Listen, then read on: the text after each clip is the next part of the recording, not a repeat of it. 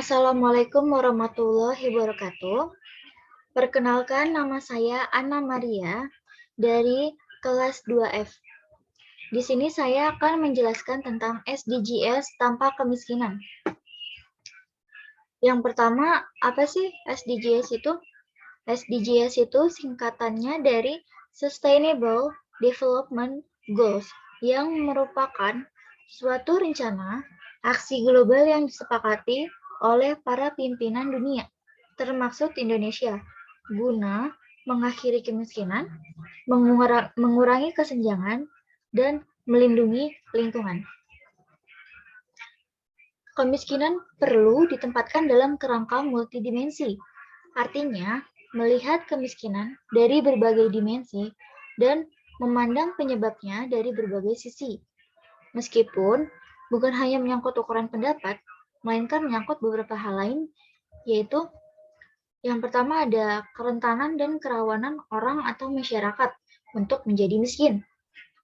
Yang kedua, ada menyangkut ada atau tidak adanya pemenuhan hak dasar warga dan ada atau tidak adanya perbedaan perlakuan seseorang atau kelompok masyarakat dalam menjalani kehidupan secara bermartabat. Di sini ada contoh gambar indikator tentang kemiskinan.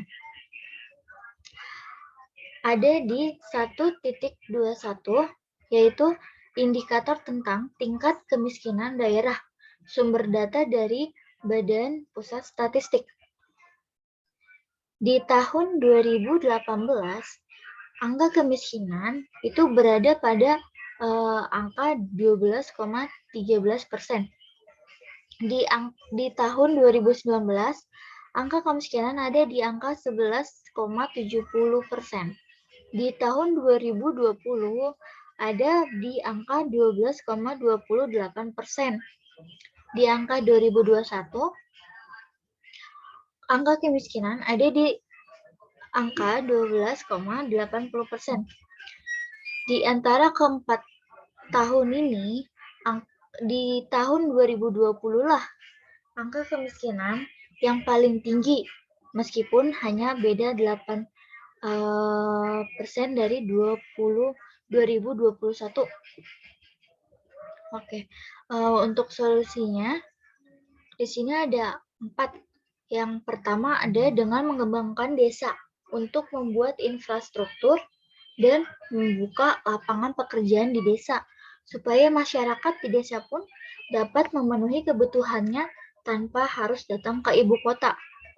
Yang kedua, dengan cara mengasah soft skill masing-masing orang atau dengan melakukan pelatihan tentang berwirausahaan, agar masyarakat dapat mendapatkan pendidikan keterampilan meskipun tidak mendapatkan pendidikan formal, dengan ikut serta dan aktif dalam mendukung pemberantasan korupsi. Dan yang terakhir ada masyarakat diharapkan bisa berkontribusi untuk melakukan program keluarga berencana atau KB sesuai anjuran pemerintah. Oke, selanjutnya saya akan menjelaskan tentang isu keprihatinan tentang korupsi. Menurut ahli Romli Atmasasmita menyatakan bahwa korupsi di Indonesia sudah seperti virus flu yang menyebar ke seluruh tubuh pemerintah sejak tahun 1960-an. Dan cara penanganan tindak korupsi hingga saat ini masih sangat tersendat-sendat.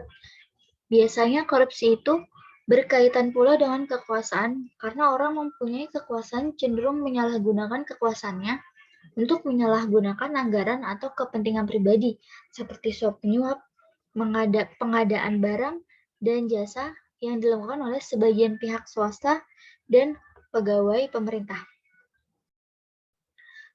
Contoh kasus korupsi yang ada di Indonesia. Pada tahun 2018, tepat sudah 5 tahun Kejaksaan Agung menyatakan Pasal 21 atas korupsi kondensat TPPI PT Trans-Pacific Petrochemical Indotama dengan merugikan negara sebesar 37 triliun.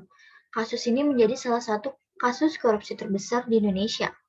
Kabareskrim saat itu dipimpin oleh Komjen Budi Waseso melalui Dirtipikor Ekonomi Brigjen Vektor Victor E. Simanjuntak telah menetapkan 3 orang tersangka dalam kasus ini, yaitu antara lain Honggo Wedratmo sebagai pemilik PT TPPI, Raden Priyono, mantan Kepala BP Migas, dan Joko Harsono, mantan Deputi Keuangan BP Migas. Untuk Raden Priyono dan Joko Harsono telah divonis 12 tahun penjara, sedangkan Honggo Wedratmo masih buronan hingga saat ini.